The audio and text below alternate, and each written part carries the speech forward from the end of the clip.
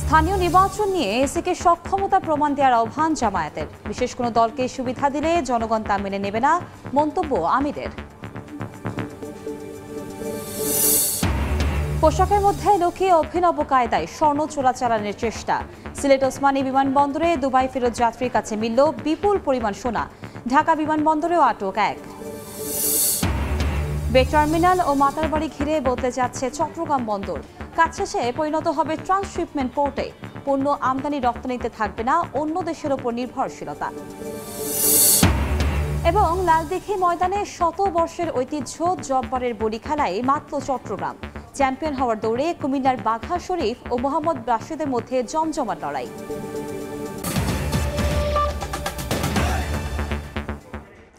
বাংলা সময় সঙ্গে আছি আমি কনক আজাদ। বাংলা সময় শুরুতেই যাচ্ছি খেলার খবরে। ঢাকা প্রিমিয়ার লিগে আম্পায়ারিং ও তাওহিদ হৃদয় ইস্যুতে ক্রিকেটারদের বৈঠকের পর মিরপুরে চলছে সংবাদ সম্মেলন। আমরা সরাসরি যাচ্ছি সেখানে।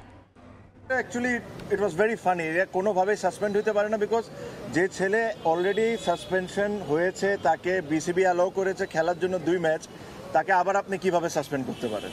সো এটা আমাদের একটা বড় পয়েন্ট ছিল। সেকেন্ডলি, কিছুদিন আগে আপনারা দেখেছেন যে গুলশান আর শাহিনপুকুরের ম্যাচে কিছু আনপ্লেজেন্ট ঘটনা ঘটেছে। আমরা এই জিনিসটা ক্রিকেট বোর্ডকে ভেরি ক্লিয়ারলি বলেছি যে দেখেন, যদি ওখানে কোনো ধরনের কোনো কারাপশন হয়ে থাকে বা কোনো প্লেয়ার কোনো রং ডুইংসে থাকে, আমরা সবাই চাই এটার শাস্তি হোক, আমরা এটার সাথে 100%। বাট তার মানে এটা না আর কাউকে এটার কোনো অধিকার নাই আপনি ওই 2টা ছেলেকে নিয়ে যায় মিডিয়ার সামনে তাকে দিয়ে অ্যাক্টিং করাবেন। এটা ওয়ার্ল্ডে কোনো অ্যান্টি কারাপশন বা কোনো জায়গায় এই নিয়ম নাই।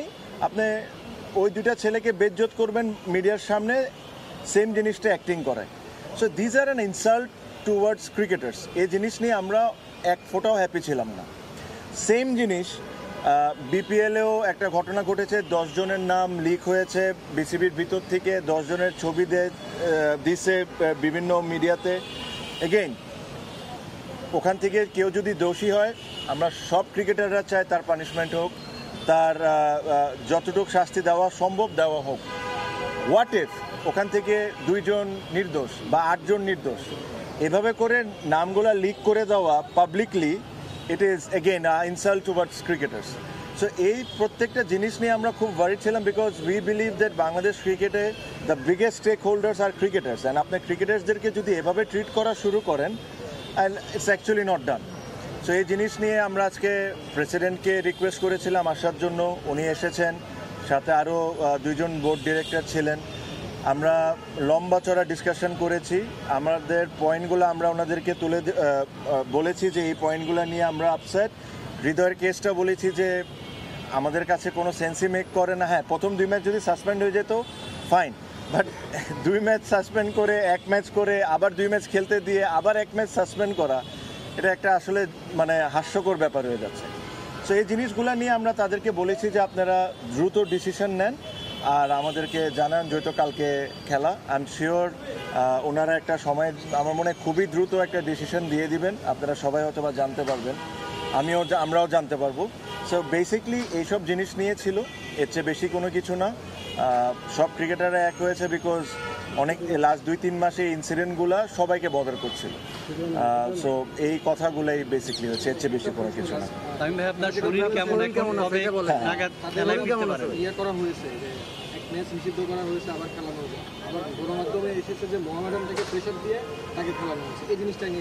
ভাইয়া, মোহামেডান থেকে প্রেশার দিয়ে খেলানো হয়েছে কি হয় নাই এই কথাটা ইম্পর্টেন্ট না। তাকে কি বিসিবি খেলতে অ্যালাউ করেছিল? ইফ বিসিবি অ্যালাউড, তার মানে he has served his punishment. তো যে ছেলে একবার তার পানিশমেন্ট সার্ভ করে নেয়, 2টা ম্যাচ খেলার পর ওকে আপনি একই কেসের জন্য আবার কেমনে পানিশমেন্ট দিতে পারেন? সো এটা নিয়ে আমাদের ডিবেট হয়েছে, ওনাদেরকে আমরা সুন্দর করে এক্সপ্লেন করেছি যে আমরা কি ফিল করি, তারপরে ওনারা ওনাদের মতো সিদ্ধান্ত দিবেন। এটা হলো তহিদ হৃদয় ওয়াজ 1 পার্ট, আদার 2টা পার্ট আমি আই হোপ আপনাদেরকে খুব ভালোভাবে এক্সপ্লেন করছি। কেউ যদি কারাপ্ট থাকে, কেউ যদি কারাপশনের সাথে জড়িত থাকে, আমরা সবাই চাই তার শাস্তি হোক, but there is always a ways. আপনি তাদেরকে পাবলিকলি হিউমিলেট করতে পারেন, that is not right. Thank you. Tamim ভাই, আপনার শারীরিক অবস্থা? আমি আল্লাহর রহমতে ভালো আছি ভাই, আর ইনশাল্লাহ খুবই ভালো আছি, হেলদি। আর সবাইকে আপনাদেরকে থ্যাংক ইউ যে আপনারা সবাই দোয়া করছেন। ভাই 3 মাস পর ইনশাল্লাহ। ঢাকা প্রিমিয়ার লিগে আম্পায়ারিং ও তাওহিদ হৃদয় ইস্যুতে কথা বলছিলেন তামিম ইকবাল। আমরা সরাসরি যুক্ত ছিলাম সেখান থেকে। স্থানীয় সরকার নির্বাচন দিয়ে এসিকে সক্ষমতার প্রমাণ দেওয়ার আহ্বান জানালেন জামায়াতে ইসলামের আমির ডক্টর শফিকুর রহমান। বলেন, নির্বাচনে বিশেষ কোনো দলকে সুবিধা দিলে জনগণ তা মেনে নেবে না। ময়মনসিংহ দলীয় কর্মী সম্মেলনে প্রধান অতিথির বক্তব্যে কথা বলেন তিনি।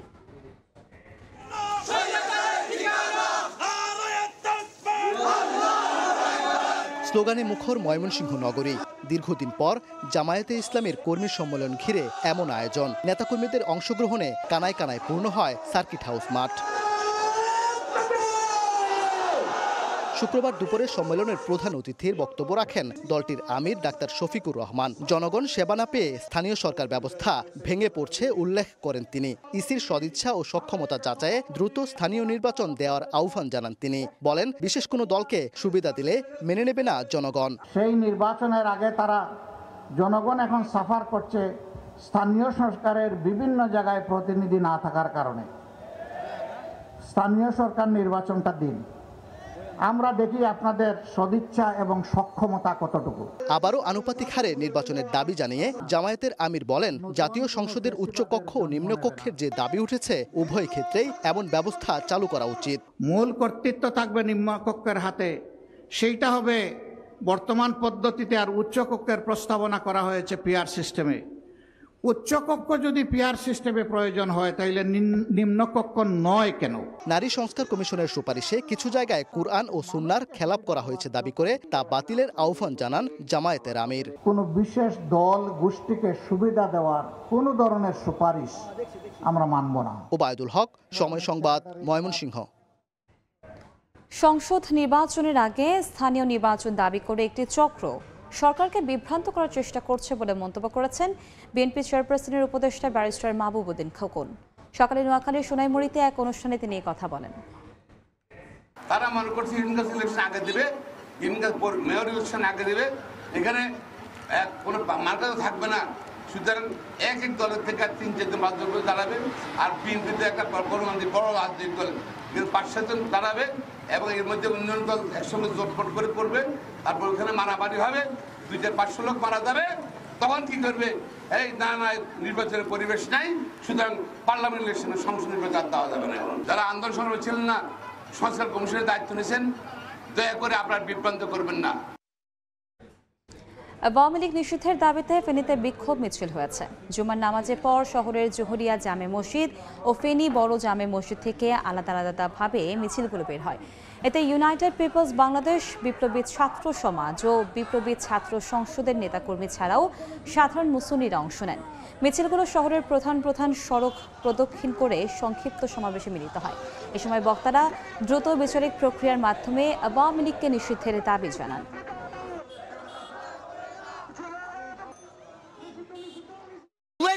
দিয়েছে সে সহ যোদ্ধাদের নিরাপত্তায় স্মারকলিপি কোথায়, নিরাপত্তা আইন কোথায়, জুলাই ঘোষণাপত্র কোথায়? দীর্ঘ 8 মাস পেরিয়ে গেলেও এখন পর্যন্ত আমাদের 2024 সালে যে 4 আগস্ট যে হত্যাকারী, এখন ফেসিবাদে আওয়ামী লীগকে এখন পর্যন্ত নিষিদ্ধ করা হয় নাই। সরকার যদি আমাদের দাবি না মেনে নেয়, আমরা তীব্র আন্দোলন গড়ে তুলব। বাংলাদেশকে বিশ্বের মধ্যমণি বলে ভারত ও চীন অর্থনীতিতে যেভাবে এগিয়ে যাচ্ছে, সে বাতাসে এগিয়ে যেতে হবে বলে মন্তব্য করেছেন পার্বত্য উপদেষ্টা সুপ্রদীপ চাকমা। সকালে রাঙামাটি পার্বত্য চট্টগ্রাম উন্নয়ন বোর্ড সম্মেলন কক্ষে বাংলাদেশের আর্থ সামাজিক ও বৌদ্ধ সংস্কৃতি বিকাশে করণীয় শীর্ষক সেমিনারে প্রধান অতিথির বক্তব্যে কথা বলেন তিনি। দেশকে এগিয়ে নিতে অসাম্প্রদায়িক দেশ বানাতে হবে, সবাইকে সম অধিকার দিতে হবে বলেও মন্তব্য করেন উপদেষ্টা। সেমিনারে উপস্থিত ছিলেন বৌদ্ধ ধর্মীয় কল্যাণ ট্রাস্টের ভাইস চেয়ারম্যান ভবেশ চাকমা সহ অনেকে।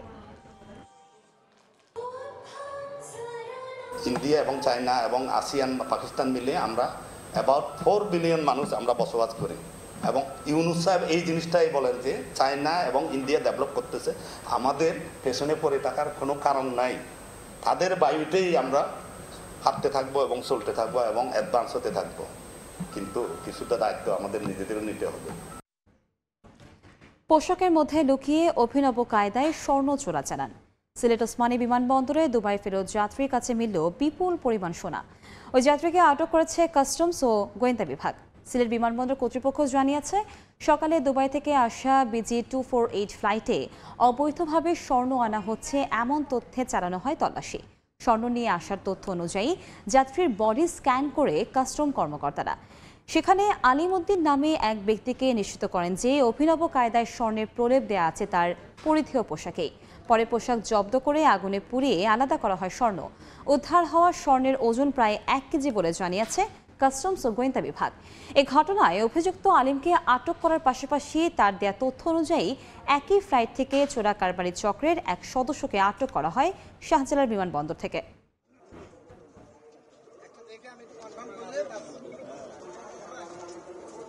বিমান থেকে নিয়ে আসা হয়, নামাই নিয়ে এসে তার জামা কাপড় কিভাবে আমরা দেখলাম, আপনাদের সামনেই আমরা এটা পুরালাম। আপনারা দেখলেন যে আকরিক বেরিয়েছে, স্বর্ণের আকরিক।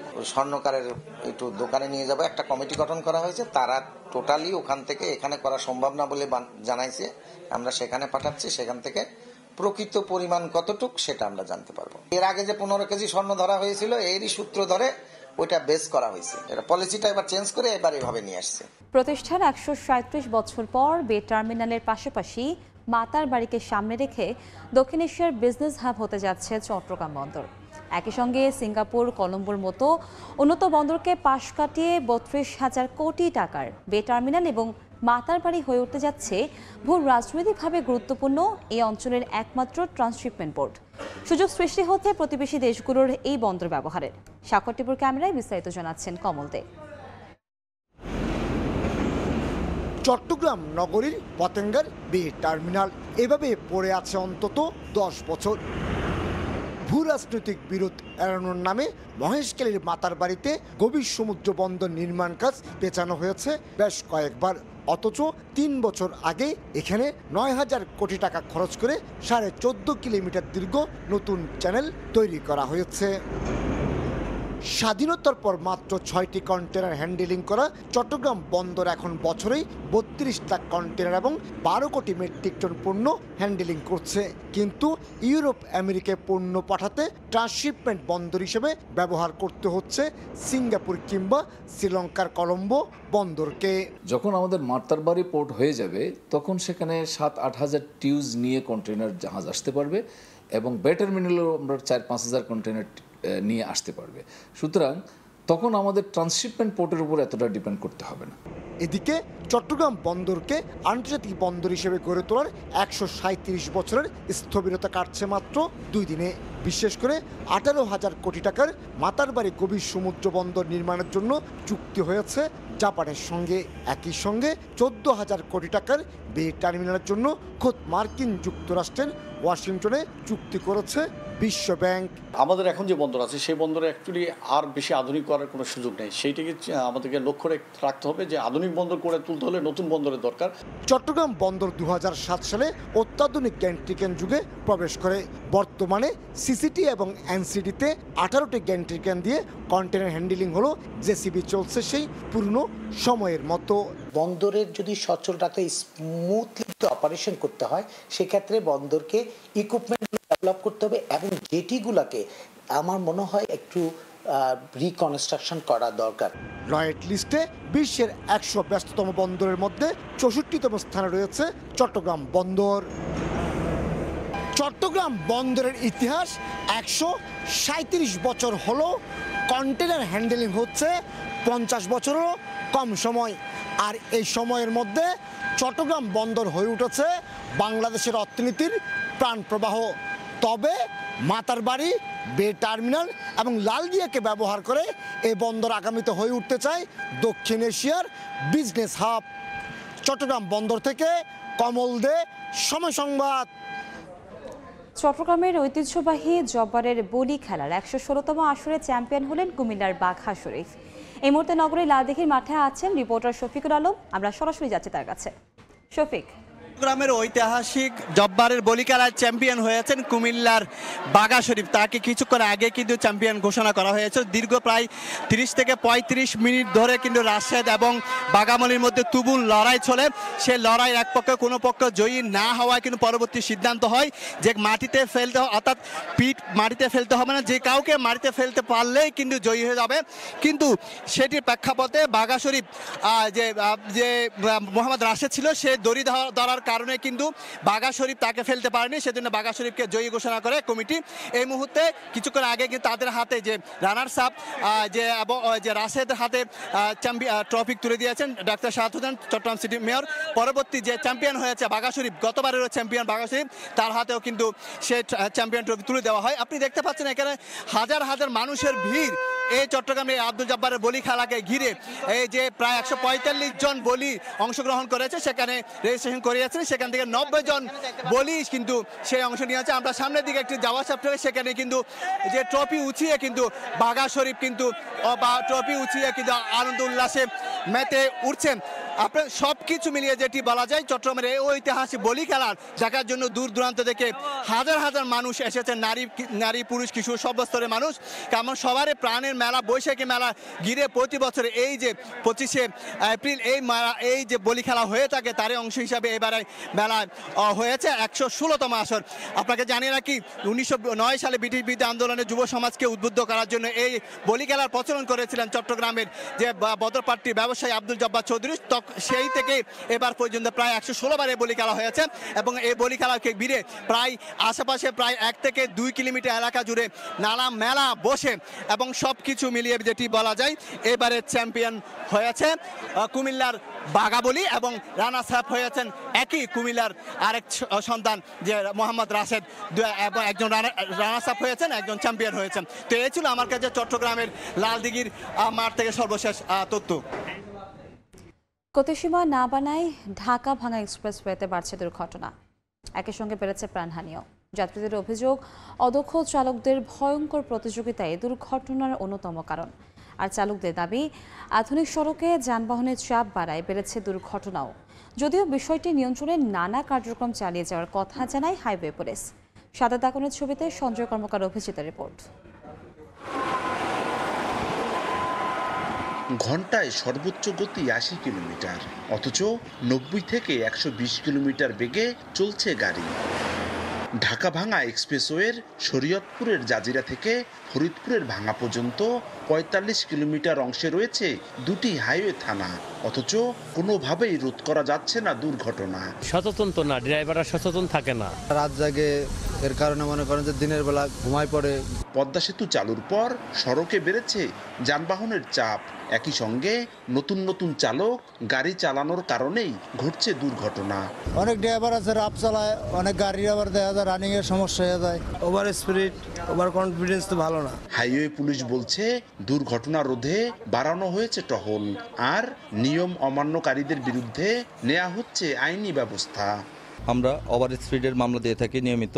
চালক এবং মোটর শ্রমিকের সাথে যারা জড়িত তাদেরকে সচেতন করার চেষ্টা করি। এক্সপ্রেসওয়ের মাদারীপুর রিজিয়ন অংশে গত 2 বছরে অর্ধশত সড়ক দুর্ঘটনায় মারা গেছেন অন্তত 40 জন, আহত হয়েছেন কয়েকশো। প্রতি মাসে অন্তত 400 মামলা হচ্ছে দুটি হাইওয়ে থানার অধীনে। শুধু আর্থিক জরিমানার মধ্যেই সীমাবদ্ধ হাইওয়ে পুলিশ, এতে মহাসড়কে কমছে না দুর্ঘটনার হার। ফলে অকালে প্রাণ হারাচ্ছে মানুষ, হাত পা হারিয়ে পঙ্গু হয়েছেন অনেকে। সঞ্জয় কর্মকার, অভিজিৎ, সময় সংবাদ, মাদারীপুর। বগুড়ায় করতোয়া নদীর তীর থেকে উদ্ধার হলো অজ্ঞাত এক যুবকের অর্ধগলিত লাশ। দুপুরে শেরপুরের চন্দিজান শ্মশান এলাকায় লাশটি পড়ে থাকতে দেখেন স্থানীয়রা। খবর পেয়ে পুলিশ গিয়ে লাশটি উদ্ধার করে শহীদ জিয়াউর রহমান মেডিকেলের মর্গে পাঠায়। লাশের শরীর ঝলসানো ছিল। পুলিশের ধারণা 3 থেকে 4 দিন আগে ওই যুবকের মৃত্যু হয়ে থাকতে পারে, তবে তাৎক্ষণিক নিহতের পরিচয় পাওয়া যায়নি।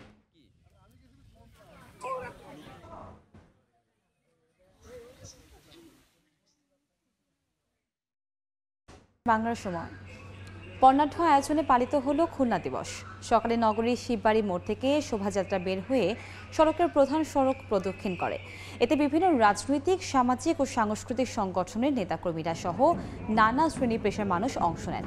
শোভাযাত্রায় খুলনার ইতিহাস, ঐতিহ্য, উন্নয়ন বঞ্চনার চিত্র তুলে ধরা হয়। অংশগ্রহণকারীরা অবকাঠামো উন্নয়ন, পাইপলাইনে গ্যাস সরবরাহ, বিমানবন্দর নির্মাণ ও মোংলা বন্দরের আধুনিকায়নের দাবি জানান। পরে বিভাগীয় কমিশনার মোহাম্মদ ফিরোজ খান জাতীয় সঙ্গীত ও বেলুন উড়িয়ে আনুষ্ঠানিকভাবে দিবসের উদ্বোধন করেন।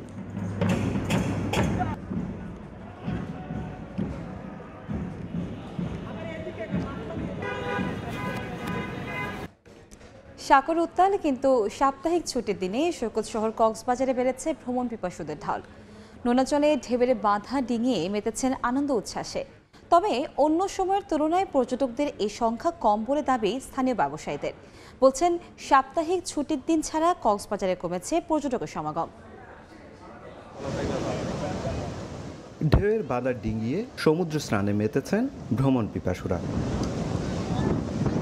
নোনা জলে কেউ করছেন সমুদ্র স্নান, কেউ বা গা ভাসিয়েছেন টিউবে, অনেকে আবার জেটস্কিতে চড়ে উপভোগ করছেন সমুদ্র। প্রিয়জনের সাথে এসেছে, ভালো লাগছে, ছুটি নিয়ে সাগরটা উত্তাল, ভালোই লাগছে। কক্সবাজারে পর্যটকের আগমন বাড়লে চাঙ্গা থাকে ব্যবসাও, কিন্তু সমুদ্র পাড়ের ব্যবসায়ীরা বলছেন শুক্র শনিবার ছাড়া কমেছে দর্শনার্থীদের সমাগম। সাপ্তাহিক মাঝামাঝি সময় আমাদের পর্যটক একদম না বললে চলে, তার মধ্যে সমুদ্র উত্তাল থাকার কারণে আমাদের ব্যবসা পরিস্থিতি একটুকুই।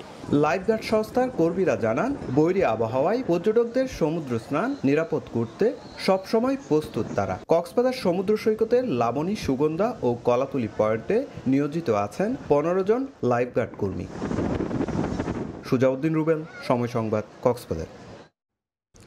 বাংলা সময়ের শীর্ষ সংবাদগুলো জানিয়ে দিচ্ছে আরেকবার। স্থানীয় নির্বাচন নিয়ে এসিকে সক্ষমতার প্রমাণ দেওয়ার আহ্বান জামায়াতের। বিশেষ কোনো দলকে সুবিধা দিলে জনগণ তা মেনে নেবে না, মন্তব্য আমিরের। এবং পোশাকের মধ্যে লুকিয়ে অভিনব কায়দায় স্বর্ণ চোরাচালানের চেষ্টা। সিলেট ওসমানী বিমানবন্দরে দুবাই ফেরত যাত্রীর কাছে মিলল বিপুল পরিমাণ সোনা। ঢাকা বিমানবন্দরেও আটক এক। এ ছিল বাংলার সময়, সঙ্গেই থাকুন সময়ের।